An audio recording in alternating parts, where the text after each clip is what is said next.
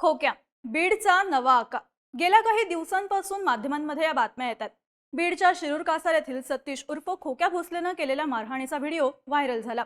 त्यानंतर त्यानं वन्य प्राण्यांची शिकार केल्याचे, त्यानं पसरवलेल्या दहशतीचे कारनामे बाहेर आले।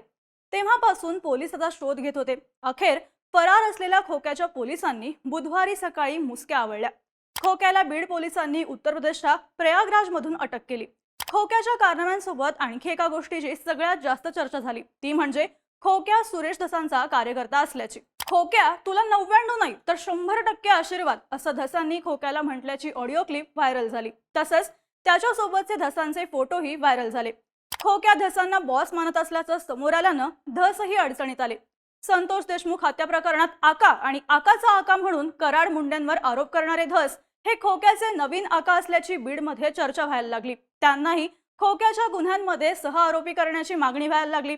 आता ही खोक्याला अटक झाल्यानंतर धनंजय मुंडेंचे बंधू अजय मुंडेंनी धसांकडे सूचक इशारा करणारं ट्विट केले। त्यामुळे खोक्या सापडला असला तरी त्यामुळे सुरेश धस टार्गेटवर आल्याचं पाहायला मिळतंय। पण 6 दिवस फरार असणारा खोक्या कुठे होता? त्याला पोलिसांनी अटक कशी केली आणि खोक्यामुळे सुरेश धस कसे अडचणीत आलेत, पाहूयात या व्हिडिओमधून। नमस्कार, मी अदिती आणि तुम्ही पाहताय बोल भिडू। तर सगळ्यात आधी सतीश उर्फ खोक्या भोसले आणि त्यानं केलेले कारनामे बघूयात। खोक्यानं काही दिवसांपूर्वी बीडच्या शिरूर गावातील दिलीप ढाकणे आणि त्यांचा मुलगा महेश ढाकणेला जोरदार मारहाण केली होती। आपल्या शेतात हरिण पकडताना अडकल्यानं खोक्या आणि त्याच्या सहकाऱ्यांनी ढाकणे पिता पुत्राला मारहाण केली होती। त्याचा व्हिडिओ काही दिवसांपूर्वी व्हायरल झाला होता। तसंच तो नोटांची बंडलं उधळतानाचे फोटोही व्हायरल झाले। त्यानंतर खोक्यानं केलेल्या वन्य प्राण्यांच्या शिकारीची माहितीही समोर आली। तेव्हा वन विभागाच्या अधिकाऱ्यांनी खोक्याच्या घरावर धाड टाकली। तेव्हा त्याच्या घरी धारदार शस्त्र, जाळी वाघूर आणि शिकारीची साधनं, काही वन्यजीवांचा मांस आणि अंमली पदार्थही पोलिसांना त्याच्या घरी सापडले। खोक्यानं 200 हरणांसह मोर, काळवीट अशा प्राण्यांची शिकार केल्याचंही तपासात समोर आलं होतं। त्यानंतर खोक्या विरोधात शिरूर कासार पोलीस ठाण्यात गुन्हे दाखल झाले। सिंदखेड राजा इथल्या वाघ नावाच्या व्यक्तीला मारहाण केल्याप्रकरणी स्वतः पोलिसांनी खोक्यावर पहिला गुन्हा नोंदवला। त्यानंतर ढाकणे पिता पुत्रांच्या तक्रारीवरून मारहाणी प्रकरणी दुसरा आणि घरात अंमली पदार्थ सापडल्या प्रकरणी तिसरा असे 3 गुन्हे खोक्यावर दाखल झाले। त्यामुळे फरार असलेल्या खोक्याचा पोलिसांनी शोध घ्यायला सुरुवात केली।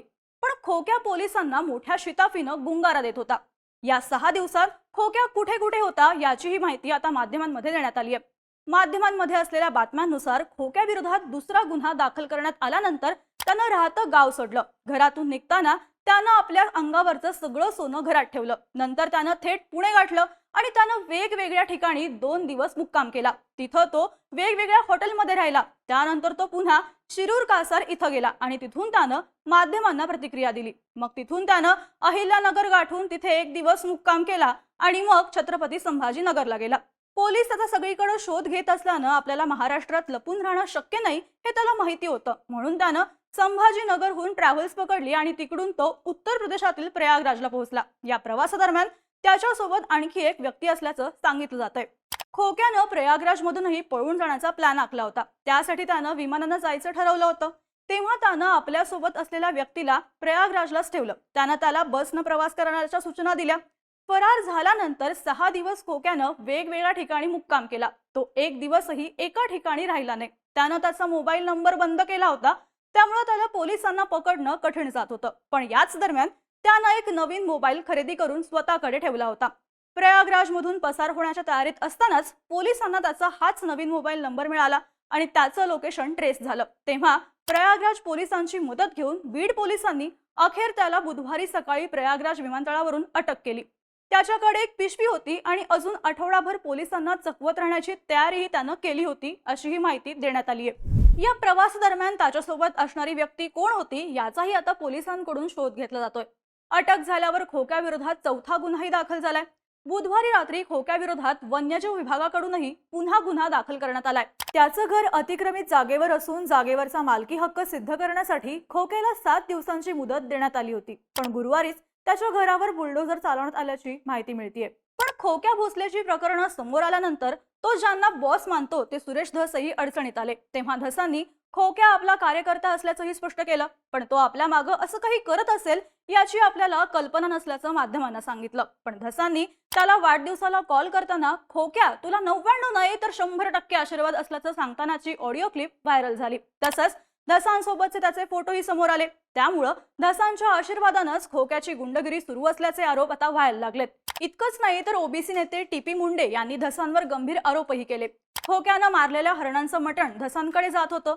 खोक्या आणि त्याचे साथीदार 4-2 किलोचा डबा भरून सुरेश धसांना हे मटण घेऊन जायचे असे आरोप टीपी मुंडेंकडून करण्यात आले। तसंच शिरूर कासार परिसरात जनआक्रोश मोर्चाही काढण्यात आला। तेव्हा आमदार सुरेश धस खोक्याला वाचवण्यासाठी उघड सहकार्य करत असल्याचं सांगत त्यांना सहआरोपी करण्याची मागणी मोर्चातील लोकांकडून करण्यात आली। त्यामुळं एकीकडे संतोष देशमुख प्रकरणात मुंडेंना अडचणीत आणण्याचा प्रयत्न धस करत होते, पण धसांनाच खोक्या प्रकरणात सहआरोपी करण्याची मागणी व्हायला लागल्यानं धसांविरोधात वातावरण तयार झालं। तसंच सुरेश धसांनी माध्यमांशी बोलताना सरपंच संतोष देशमुख प्रकरणातील फरार आरोपी कृष्णा आंधळे प्रयागराजच्या कुंभमेळ्यात असू शकतो असा अंदाज वर्तवला होता, पण आंधळेऐवजी धसांचा खोक्याच प्रयागराजमध्ये सापडला। त्यात धनंजय मुंडेंचे चुलत बंधू अजय मुंडे यांनीही धसांवर खोक्या प्रकरणावरून आगपखाड केली।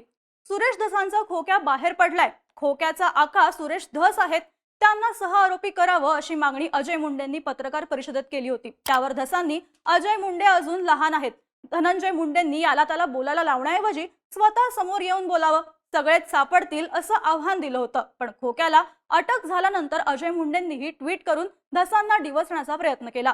खोक्या सापडला, आता बोक्या बिनभाड्याच्या खोलीत गेला पाहिजे असं ट्विट अजय मुंडेंनी केलं। त्यामुळं खोक्यामुळं आता सुरेश धस कायद्याच्या कचाट्यात अडकणार का हाच इशारा अजय मुंडेंना द्यायचाय का अशा चर्चा व्हायला सुरुवात झालीय। त्यामुळं खोक्या भोसलेला अटक झाली असली तरी यामुळं संतोष देशमुख प्रकरणात आक्रमक भूमिका घेणारे आमदार सुरेश धस मात्र रडारवर आल्याचं पाहायला मिळतंय। तुम्हाला या सगळ्या प्रकरणाबद्दल काय वाटतं? खोक्यामुळं धसांच्या अडचणी वाढणार का?